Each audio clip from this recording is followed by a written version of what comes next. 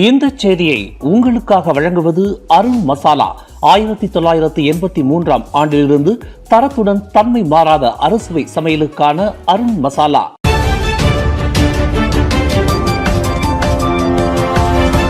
வணக்கம். திசைகளின் ஒரு மணி செய்திகள். ஜோலோ மன்னிப்பு விவகாரத்தில் மலேசியா கடும் கண்டனம் தெரிவிக்க வேண்டும்.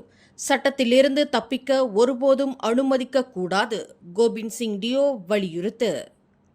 1MDB ஊழல் விவகாரத்தில் தொடர்புடைய தலைமறைவான நிதியாளர் லோ தெக் ஜோ அமெரிக்காவில் மன்னிப்பு கோரியிருப்பது குறித்து மலேசியா தனது கண்டனத்தை அதிகாரப்பூர்வமாக தெரிவிக்க வேண்டும் என்று இலக்கவியல் அமைச்சர் கோபிந்த் சிங் டியோ வலியுறுத்தியுள்ளார். உலக வரலாற்றில் மிகப்பெரிய மோசடி வழக்காக கருதப்படும் 1MDB வழக்கில் மூளையாக செயல்பட்டதாக குற்றம் சாட்டப்பட்டுள்ள ஜோலோ அமெரிக்காவில் தஞ்சமடைந்து அந்நாட்டு அதிபர் டொனால்டு டிரம்பிடம் பொது மன்னிப்பு பெற முயற்சி செய்து வருவதாக தகவல்கள் கூறுகின்றன. இந்த விவகாரம் குறித்து இறுதி முடிவு எடுப்பது அமெரிக்காவின் பொறுப்பு என்ற பிரதமர் டத்தோஸ்ரீ அன்வார் இப்ராஹிமின் கருத்துடன் தாம் ஒத்துப்போவதாகவும் கோபிந்த் சிங் டியோ குறிப்பிட்டுள்ளார். என்றாலும் 1MDB ஊழல் தொடர்புடைய அனைவரும் சட்ட நடவடிக்கையை எதிர்கொள்ள வேண்டும் என்பதில் மலேசியா தனது நிலைப்பாட்டை தெளிவாக வெளிப்படுத்துவது மிகவும் அவசியம் என்றும் அவர் வலியுறுத்தியுள்ளார். மலேசியாவில் ஜோலோ மீதான குற்றச்சாட்டுகளுக்கு பதிலளிக்க அவர் நாட்டிற்கு திருப்பி அனுப்பப்பட வேண்டும் என்ற கோரிக்கையை மலேசியா தொடர்ந்து வலியுறுத்த வேண்டும் என்றும் இந்த விவகாரத்தை அடுத்த புதன்கிழமை நடைபெறும் அமைச்சரவை கூட்டத்தில் தாம் முன்வைக்க உள்ளதாகவும் கோபிந்த் சிங் டியோ தெரிவித்துள்ளார். அதேவேளையில் 1MDB ஊழல் காரணமாக மலேசியா மிகப்பெரிய மற்றும் பல தலைமுறைகள் பாதிக்கப்படும் அளவிலான இழப்புகளை சந்தித்துள்ளது. இந்த குற்றத்தின் மூளையாக செயல்பட்டவர்களும் அதற்கு துணை நின்றவர்களும் நீதியை தவிர்த்து சுதந்திரமாக தப்பிச் செல்ல அனுமதிக்கக்கூடாது. அதனை ஒருபோதும் அனுமதிக்க மாட்டோம் என்றும் கோபிந்த் சிங் டியோ திட்டவட்டமாக அறிவித்துள்ளார்.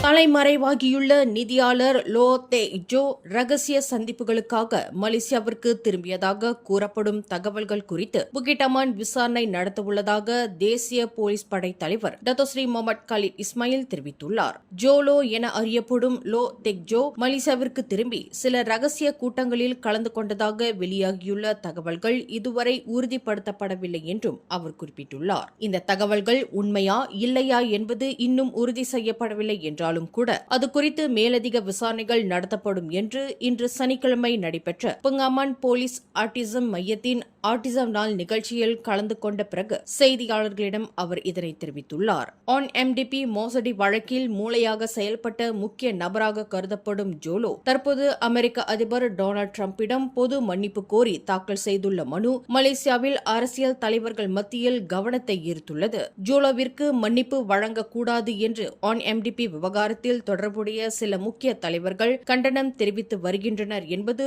குறிப்பிடத்தக்கது. அரசின் சிக்கன நடவடிக்கைகளை மேலும் பயனுள்ளதாக மாற்ற அனைத்து அமைச்சிலும் தலைமை சேமிப்பு அதிகாரி என்ற பதவியை உருவாக்க வேண்டும் என்று முன்னாள் கில்லான் நாடாளுமன்ற உறுப்பினரான சார்ல்ஸ் சந்தியாகோ பரிந்துரைத்துள்ளார். அரசாங்கத்தின் செலவு குறைப்பு நடவடிக்கைகள் வெறும் பொது செலவுகளை குறைப்பதில் மட்டும் நின்றுவிடாமல் அரசாங்க நிதி செலவினங்களில் செயல்திறனை உயர்த்துவதிலும் கவனம் செலுத்த வேண்டும் என்று அவர் தெரிவித்துள்ளார். மேலும் தேவையற்ற செலவுகள், ஒரே பணிகள் மீண்டும் மீண்டும் நடைபெறுவது மற்றும் முதல் முறைகளில் ஏற்படும் கசிவுகளை கண்டறிவதில் தலைமை சேமிப்பு அதிகாரி முக்கிய பங்காற்ற முடியும் என சார்ல்ஸ் சந்தியாகோ குறிப்பிட்டுள்ளார். அதேவேளையில் மக்களுக்கு அத்தியாவசியமான சேவைகள் மற்றும் மானிய திட்டங்கள் பாதிக்கப்படாமல் பாதுகாக்கப்பட வேண்டும் என்றும் அவர் வலியுறுத்தியுள்ளார்.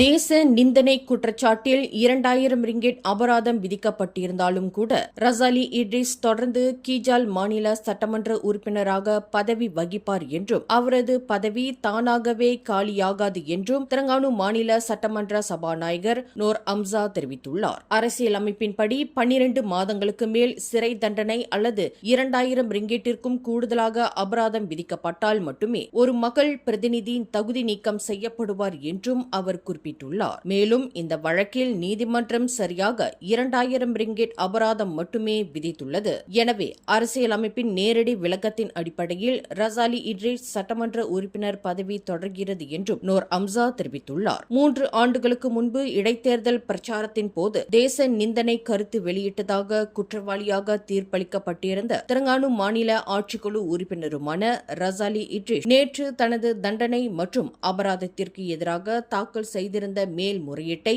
வாபஸ் பெற்றார் என்பது குறிப்பிடத்தக்கது. பாச்சோக் பகுதியில் மாற்றுத்திறனாளி ஒருவர் கொலை செய்யப்பட்ட சம்பவம் தொடர்பாக கணவன் மனைவி இருவரையும் போலீசார் நீதிமன்ற காவலில் வைத்துள்ளனர். பாடாங்லாத்தே லாடாங் மர்டெக்கா செர்பு பகுதியில் கடந்த ஏப்ரல் மாதம் நடந்த இந்த கொலை வழக்கில் விசாரணைக்கு உதவுவதற்காக 26 வயதுடைய கணவர் மே 22ஆம் தேதி வரையில் 7 நாட்கள் காவலில் வைக்கப்பட்டுள்ளார். அதேவேளையில் அவரது 27 வயது மனைவி வரும் மே 20ஆம் தேதி வரையில் 5 நாட்கள் காவலில் வைக்க கோத்தாபாரு மஜிஸ்ட்ரேட் நீதிமன்ற நீதிபதி ஃபக்ரு ரசி அப்துல் ஹமீத் உத்தரவிட்டுள்ளார். குற்றவியல் சட்டம் பிரிவு 302 கீழ் போலீசார் விசாரணை மேற்கொண்டு வருகின்றனர். திசைகள் செய்தி ஊடகத்தில் பணியாற்ற விருப்பமா? விற்பனை துறையில் சாதிக்கும் ஆர்வம் கொண்டவரா நீங்கள்? அப்படியென்றால் நாங்கள் தேடுகின்ற நபர் நீங்களாக இருக்கலாம். புதிதாக பட்டம் பெற்றவர்களும் விண்ணப்பிக்கலாம். விண்ணப்பதாரர்கள் சொந்த வாகனத்தை கொண்டிருக்க வேண்டும். மின்னஞ்சல் admin@திசைகள்news.com.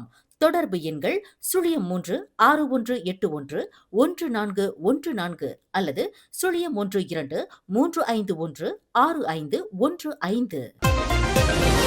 பங்கோர் தீவு கடற்பகுதியில் இந்தோனேசிய குடியேறிகள் சென்ற படகு கவிழ்ந்த சம்பவத்தில் உயிர் இழந்தோரின் எண்ணிக்கை 16ஆக உயர்ந்துள்ளது. நேற்று மேலும் 4 சடலங்கள் மீட்கப்பட்டதாக மலேசிய கடலோர அமலாக்க நிறுவனமான MMEA தெரிவித்துள்ளது. அவற்றில் 3 ஆண்களின் சடலங்கள் புலாவ் புலோவின் தென்மேற்கு கடற்பகுதியில் கண்டுபிடிக்கப்பட்டன.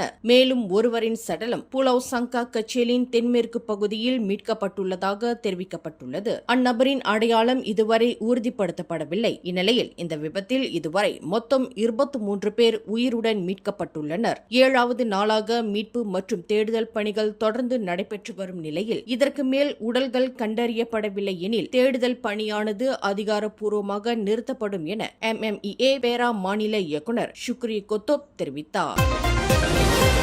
சபா மாநிலம் துவாரான் பகுதியில் பாதுகாக்கப்பட்ட வனவிலங்குகளின் உடற்பாகங்களை சட்டவிரோதமாக வைத்திருந்ததாக சந்தேகிக்கப்படும் முன்னாள் வனத்துறை காவலர் ஒருவர் நேற்று கைது செய்யப்பட்டுள்ளார். 61 வயதுடைய அந்நபர் நேற்று காலை சுமார் 7:15 மணியளவில் கைது செய்யப்பட்டதாக புக்கெடமான் வனவிலங்கு குற்றப்பிரிவு தளபதி ஜாக்கி அஷார் தெரிவித்துள்ளார். சோதனையின் போது சுமார் 5.9 லட்சம் ரிங்கெட் மதிப்புள்ள பல்வேறு வனவிலங்கு உடற்பாகங்கள் பறிமுதல் செய்யப்பட்டுள்ளன. அவற்றில் 55 ஜோடி மான் கொம்புகள், 3 காண்டாமிருக கொம்புகள், 330 பேங்கோலின் செதில்கள், மலைப்பாம்புகளின் தோள்கள், ஹார்ன்பில் பறவைகளின் மண்டையோடுகள், யானையின் எலும்புகள் மற்றும் பற்கள், சம்பார் வகை மானின் கொம்புகள், கரடியின் மண்டையோடுகள் உள்ளிட்ட பல விலங்குகளின் உடற்பாகங்கள் இருந்ததாக அதிகாரிகள் தெரிவித்துள்ளனர். இந்த செய்தியை உங்களுக்காக வழங்கியது அருண் மசாலா. 1983ஆம் ஆண்டிலிருந்து தரத்துடன் தன்மை மாறாத அறுசுவை சமையலுக்கு அருண் மசாலா. மேலும் செய்திகளை தெரிந்து கொள்ள கீழே இருக்கும் பெல் பட்டனை அழுத்துங்கள். உங்கள் மகிழ்ச்சியை வெளிப்படுத்த லைக் மற்றும் ஷேர் செய்யுங்கள். தொடர்ந்து திசைகளோடு இணைந்திருக்க சப்ஸ்கிரைப் செய்யுங்கள்.